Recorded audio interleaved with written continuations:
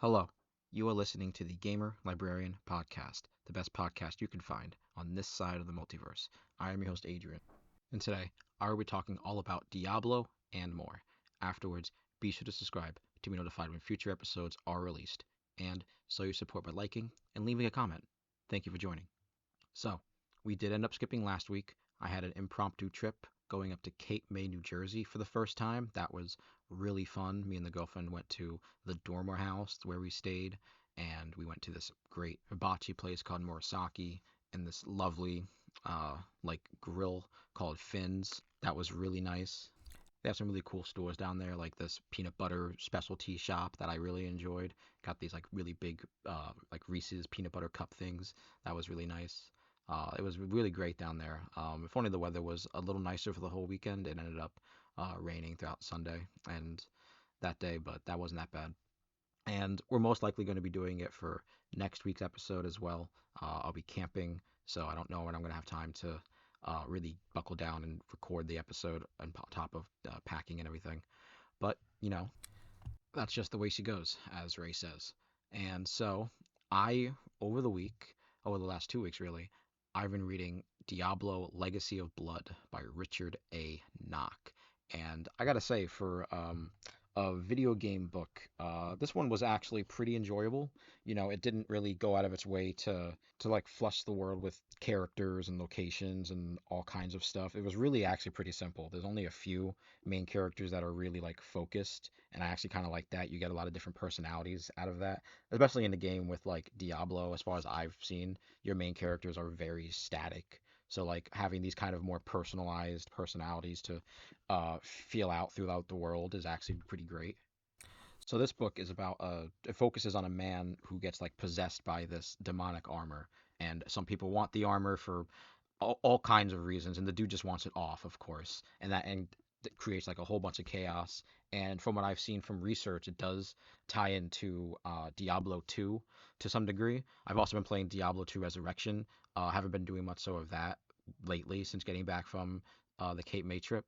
However, I plan on really trying buckling down over the weekend.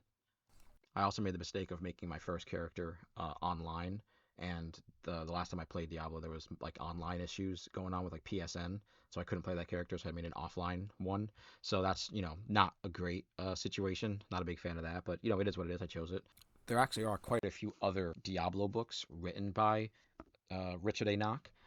There's Kingdom of Shadow, Moon of the Spider, and then the Sin War series. And then apparently from the wiki page that I'm reading, the 2008, he made a statement that he was working on another one that hasn't been released yet, so who knows? But he has a big bibliography. He has his own like personal series that he makes, like the Dragonlance series, which seems pretty big. It's been going on since the 90s. That's pretty wild. And then there's Warcraft books and Starcraft books, and he does comics too and all kind of stuff. So, check out Richard A. Knox if you want to give him a try. I'm definitely gonna go and read some more Diablo books if I can catch some. Kingdom of Shadows, it looks like, it's the one that came right after Legacy of Blood. And yeah, the Diablo book reminded me a lot of Berserk. It was like very Berserk like. Like every time you go outside of these places, it's hell on earth and everything sucks and you don't want to be outside, and even inside the cities and the towns and stuff, people are just sad and all that. But you get some really great characters and people who try to stay alive and really great moments that are actually pretty nice, and some great fights. There's some pretty cool monstrous creatures in the books, so that was cool. So fans of Diablo, I really think to check out Diablo's Legacy of Blood or the other ones written by Richard A. Knock. And I know Diablo 4 got its like loot rehaul recently, so that might be a really good excuse to go back in there. I might try that out if I ever get to the end of Diablo 2 Resurrection. That's mostly what I got for Diablo, and I would love to read the other books in the series. So if you guys think that'd be really cool for us to talk about and do together, drop a comment below of which books you think I should read. If you read them already, let me know which ones are good. Yeah, I'm actually really excited that I read those books, and I'm gonna try and read the rest. And so I am still continuing my journey to Dawn Trail, blasting through the Final Fantasy XIV expansions, and I'm just about towards the end of Heavensward, so I'm going to be starting Stormblood really soon, and then it's all new stuff from there. I only got to the most beginning of Stormblood from what I remember, and I never did Endwalker, and I'm really, really excited to get going with Dawntrail if that when that comes out, sometime next month or the month after. And right now my monk is level 65, and I'm once that's level 90 or so around there, I'm really going to focus on Dark Knight and Blue Mage especially. I'm going to try as much as I can to unlock and gain as many abilities from the enemies and stuff as I can, all the spells and stuff. That's what I really want. It's so nice having the 35% XP earring that you get from pre-ordering Dawn Trail. That's really nice. It's making this trip really a lot better than the last time I made it. You get like a 5 or 10% earring if you got like one of the other DLCs, and I used that on my other characters. That was pretty fun. And the lobbies are so much like quicker, like waiting for the duties and everything. Like it's just a lot more efficient from when I played originally, like in 2014 and 2020. But yeah, it's just on PS5, it's actually really nice. And I'm on the Excalibur server right now, so matchmaking is pretty nice. I'm not waiting any more than like 15 minutes, I don't think, for most of the duties. I think that's pretty good. Yeah, so this weekend, let me know if you're going to be playing Final Fantasy 14. I'll see you online in those duties maybe. I'm really hoping we can get through and see what else the game has to offer in Stormblood and later. And that honestly about covers it for me and what I've been doing the last 2 weeks. I'm gonna try and find a whole other list of books to read. I'm reading one now, a science fiction one, and then I'll pick up obviously the Diablo books. But I got some in the backlog and coming up for us to read, especially comics. So be on the lookout of that. So quite a bit of news came out over the last 2 weeks or so that I didn't get a chance to really talk about, or go into detail of me being excited for them, or what I think. And it's sad to say that like the layoffs are still happening this year, especially bigger companies like Square Enix. You know, Apparently titles like Final Fantasy VII and Final Fantasy 16, Final Fantasy 7 remake, I should say Rebirth, they're not performing so well from what they projected and how much they spent into the games. That's not great to hear. I mean, I liked those games. I thought they were great. I think people should certainly go buy them and play them if they are interested in them. I think they're full price games that are totally worth their money. Absolutely, both games, Final Fantasy 16 and FF7 Rebirth, totally. Rebirth being a console exclusive does kind of hurt it to a degree, but I would kind of think FF16 would have done decently well. I don't really have the numbers in front of me, so but if they're doing layoffs, they must have obviously just not been able to keep up. That's sad to say. You know, that's a sad sight to see, and I still hoping that we don't have to have any more of that happen throughout the year, but I think it's not the end. I don't think it's the end. Ubisoft, however, is still going strong with a surprise announcement of Assassin's Creed Shadows, a Japanese set Assassin's Creed game. I believe we already had one of those, like a side-scrolling one that they did a few years back, but now I think it's like a full-fledged open-world RPG, probably more in line of their most recent like titles of games, Odyssey and Valhalla. I'm not really sure. I didn't play Mirage, so I'm not sure how much they're gonna compare, and I'm not really interested in playing Mirage. Maybe I'll give it a chance if it's like $20 or something. But I've fallen off on Assassin's Creed. Assassin's Creed for me fell off when the modern storyline stopped like mattering in any degree. It seemed like it doesn't matter in the newer games, and whatever you think of like the way the original series ended with its modern stuff and how that's handled, I still think it's fine. But the fact that like there's no modern kind of grounded setting to really like establish and like connect to, I'm not really interested in Assassin's Creed anymore. I'm not a big history buff, and obviously going to these historical eras and all this is really fun as like flavor text and stuff. That's not why I'm here. The story was cool for that regard to me, and then the action gameplay is like something that was like just there. I liked the gameplay in a lot of the games. I don't find them bad or anything. I liked probably mostly Assassin's Creed 2. I think I like Assassin's Creed 2's gameplay just the most, at least in terms of like the combat.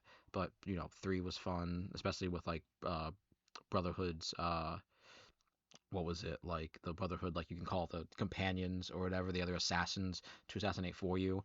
I don't think that ever came back in a game after that, which is actually like sad.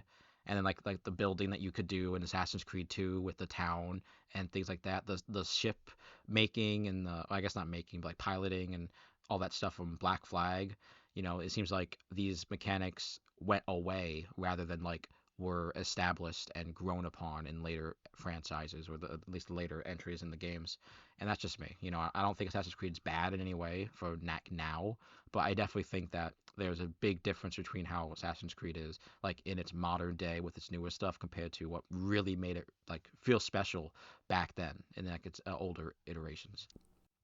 And the time of E3 is coming up soon. E3 itself, the conference might be dead and might never come back, but I still consider this time of year to be like the E3 time when all the companies and people within gaming start holding conferences and showcases and showing off what's new and what's changing for the industry. That's what excites me the most about gaming is when we hit this time around the end of spring, early summer, and the companies put out their big showcases. And Microsoft and Nintendo are at least the ones to have the ones planned for June, it seems like. And Sony, there's no word on their state of play or whatever they're doing coming up, but Microsoft themselves, they seem to be going through it, especially with not just, layoffs and closing of their companies and games getting final day support, especially being like kind of faux exclusives or whatever you have with their companies. I've been watching a lot of Asmongold, so this isn't like an original idea, but from what I've heard from him talk about it, it kind of made a lot more sense the way he put it. And he says that like Xbox seems to be more focused on its Game Pass and cloud structure, the way it like delivers and provides games, not in the way that like they're propelling the future of like how games are made or even how they're like innovative, to like gameplay. That to me that doesn't seem like the true goal. It seems like the way that they are putting out games on Sony consoles, and they also tied to the PC gaming market, and they're also seem to be really trying to get into the mobile market. That's something that like Nintendo with their Switch and mobile games have just eaten up on console sales. And I think that's where Microsoft is going. They're probably going to abandon the console for the most part. They'll still have it as like a device, but they're not going to be really pushing a console as like this next gen piece of hardware. I don't think that's what we're going to be seeing from now on. They're probably going to switch that to PCs. You know, consoles are probably going to be definitely more for the common consumer, and then PCs, Microsoft gaming PCs, whatever they might do, or even like a mobile phone tablet thing. They're going to be really pushing that, and then especially like the streaming services for it. I'm not into. I don't know anything about how that works, but I'm not a console loyalist. I have an Xbox Series S, and I was subscribed to Game Pass for quite some time when they had games that were relevant to me. But I don't really want to see people lose their jobs. I don't want to see like game franchises just disappear and wipe away. That's not something that I'm, wanting for Microsoft. I would love to see Gears of War again. That would be amazing. Give me a Gears 6. Give me a reason to read the Gears of War books and the comics again. I want to be able to do that. I think it's pretty sad to see the state that Halo is in now. Halo Infinite seems like such a no-brainer, like an actual no-brainer, especially when you consider like the way it came out and all that. Like you should just wait. You should just wait, and you'll make so much more money with a better game. I'm just surprised at what happened. So I don't know where the miscommunication is within Microsoft and Xbox and their developers and anything. I'm sure someone had a hand in a lot of things. It's a lot of people working on these games, so there's miscommunication. Things happen, especially when you start considering things like them buying out Blizzard and Activision and like the future games that they now just own, what they're planning for. I'm excited to see what they're going to announce. I'm excited to see where they're going. I think we're probably going to get World of Warcraft free to play just flat out. I don't know. I don't know. I think that might make good sense, especially when you have Game Pass, or just do Game Pass and you just get World of Warcraft. That might be a really good deal since they kind of own that, I suppose. But yeah, I am pretty excited on what Microsoft could be showing us coming up in their next showcase in June. And Nintendo, they're teasing that Switch too. I mean, it's what people really want. There's not a single game that's like confirmed to come out on the Switch anymore. We don't know what they're doing. So this is the time. This is the time of the Switch 2. This is the time when Nintendo shows their big balls and gives us what we want. More Nintendo games, Metroid, Zelda, better Pokemon games. It's Nintendo's their own thing. They make their own games and people will just eat them up just like me, if they're relatively good. But so far, the last few years, they've been really great. All the Switch games have been real bangers, except for like Pokemon, Sword and Shield, and Violet, and whatever the other one was. So no word on Sony for their state of play. And honestly, I don't know what Sony's going to be doing with any of their exclusives. I don't know what's going to happen. Spider-Man is such a big game, but I'm feeling Spider-Man fatigue, and then we're getting Wolverine, which is, not bad, but we haven't seen gameplay for it. We don't know what Insomniac's doing for Wolverine. They seem to be having a nice time trying to port some of their games to PC. It's a little slow, in my opinion, and they're having all that trouble with Helldivers too. That seemed to have been a really big mess up on their part, to be honest. But I'm I'm still excited to see what they're gonna have for this year. I think they're gonna come out, probably swinging hard with some, cinematic trailers and things to show off that might come out for next year or so, and maybe like some big surprise announcement for this year, like probably Wolverine or something, and like the Bloodborne remake, maybe, pray to God, Bloodborne.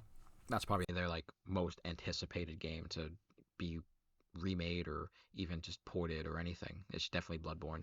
Yeah, and hopefully we'll get out news for games like Silk Song, the Hollow Knight sequel, or Fable, hopefully, or even Ape Escape if Sony's willing to be nice to me and make that. But there's a new Dune movie coming out, and Cobra Kai season 6 is still coming out. I was actually surprised. I was so surprised that they had the Agatha trailer come out. I didn't watch it. But I thought that show would have been canned. I thought that show would never come out. But I'm so surprised, and I might just watch it. And I saw a picture of how Ironheart looks in whatever they're doing for her in the Marvel thing, and that suit looks awful. The suit looks terrible. I don't like it. I don't like it. And I'm definitely gonna watch the X-Men '97 show at some point. I haven't gotten to it, but all I've heard are good things. All I've seen are good things, and I'm gonna watch it definitely soon. Last of Us 2, the TV show, got set images. That was pretty nice. So I'm really excited for that. I'm mostly excited to see how they handle it. It's there was so much contention with part two of Last of Us, the video game. There was so much. And I can't wait to see what happens with this one. I can't wait. So who knows? Who knows what's gonna happen? It might be completely different from the games. And I hope it is. Hope it is completely different from the games. Shock us. Surprise us. And then we have uh, the Three Body Problem season 2 being confirmed by Netflix. Thank you, thank you. Clapping. I'm clapping. Thank you so much. Thank you. I will immediately watch that the second it comes out. Absolutely, absolutely. And then the Strangers TV show, whatever it is, Chapter One. I think it's a TV show. Might be movie, but the Strangers season or Chapter One is apparently bad. They got a 4 on IGN, I believe. They gave it a 4, and I'm a big Strangers fan. It's probably my absolute favorite horror movie. Up there with like Scream. It's like probably neck and neck with Scream. Truly one of my favorites, and I'm surprised that it got such a low score. I even like the sequel, The Strangers to Prey or whatever it might be called, and I like that.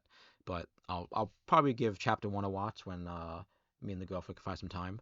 And speaking of her, we just finished Game of Thrones. We just watched that together. She finished it for the first time, and this is my second time finishing it up to the very end.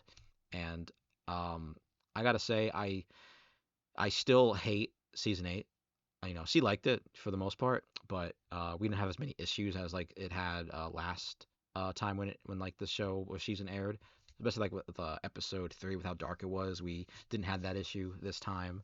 And finishing it just makes me long for the books again. Like I want the books. I think the books are gonna have a better, much better ending than how the show was. So George R. R. Martin needs to really get on that.